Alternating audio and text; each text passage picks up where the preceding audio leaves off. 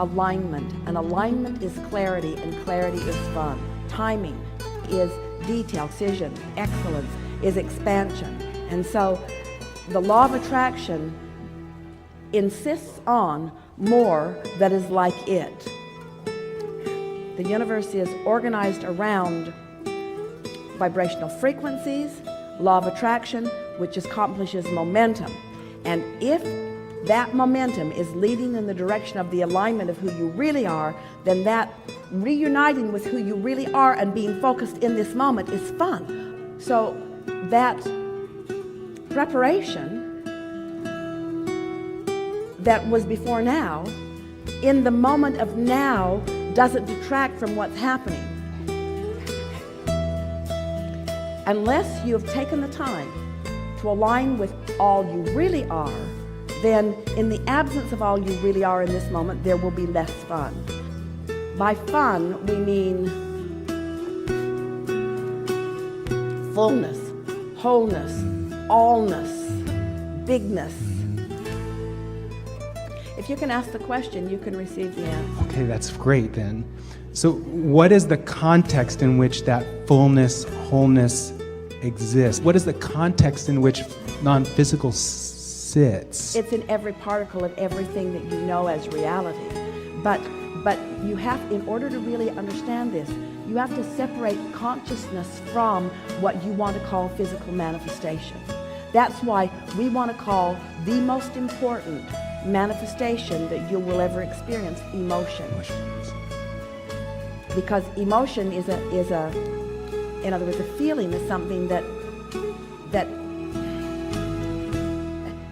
is not tangible in the sense that a car is or a chair is, and yet it's the reason for everything that you desire, is to produce that feeling. It's beingness, it's consciousness, beingness, it's vibration. First there is, let's say, vibration. And it's not that focused, and so it's not that interesting. But if momentum is allowed, non-resistant momentum, so it's not zeroing itself out, it's allowed to gain momentum, the vibration will become a thought, and simultaneously the thought can be translated or understood or perceived or comprehended in the form of emotion. We don't think there's anything more than we need to think about other than that vibration that was allowed momentum became thought and emotion. So that's creation. But now it has become thought, now it's focused. Now in focusing upon that thought, now inspiration begins to flow. And what inspiration is just the increase of the momentum of that thought. So now the thought is turning into something more.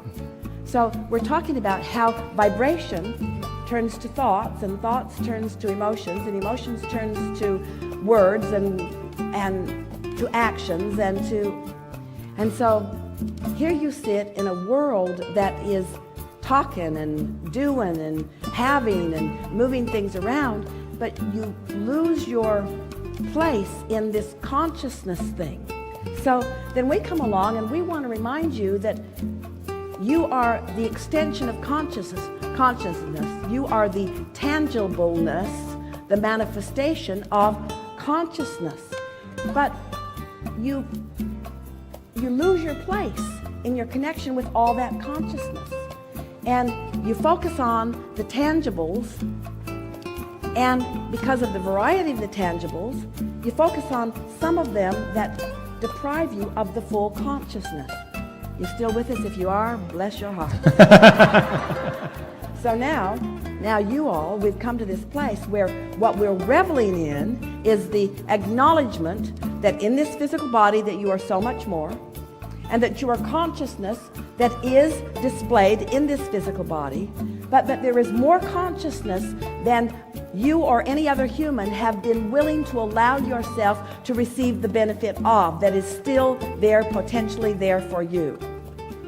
So here you are, for whatever reason, having fun, tuned in, tapped in, turned on, And the fullness of all you are focused here with you, making this moment in time more meaningful, more satisfying, more pleasurable, more alive.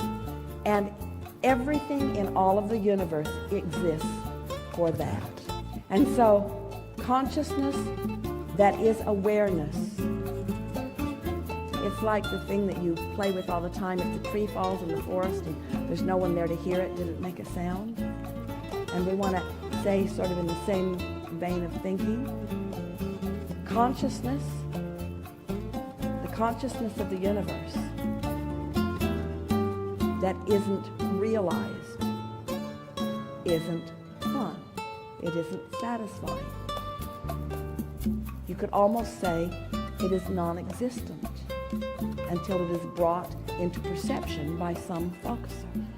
Oh, so that means that all of this consciousness that you sense that you want to talk about is, in a sense, we'll just say it because it's us. We're not going to hurt our own feelings. It's meaningless without this focused place. When we say you are the leading edge of all that we are, we mean you are the realizers of all that we are. And all of the consciousness that is us is focused in this moment. That's why it's so big. And that's why it feels so good when you let it flow, and it feels so bad when you pinch it off. Not just in all the universe, is planet Earth the only place where the leading edge is taking place? No. There are many other physical realms where the leading edge is taking place. So, dirt is consciousness. And source is flowing there too. What do you think? Source doesn't have to choose whether it is consciousness flowing in dirt or whether it is consciousness flowing in this human mind that is you. But doesn't it sort of make you understand why you chose to be you rather than dirt? Yes.